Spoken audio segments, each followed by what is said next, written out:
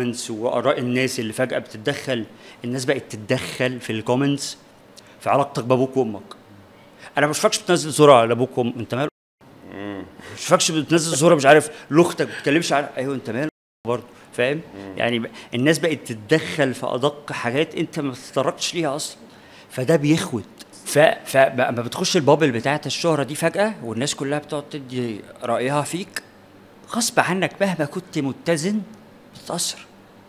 يعني الكومنتس ممكن تهزك؟ اوف كتير.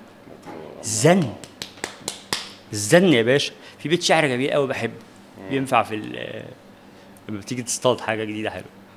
لك طرقت الباب حتى كلمتني، فلما كلمتني فاهم يعني ايه؟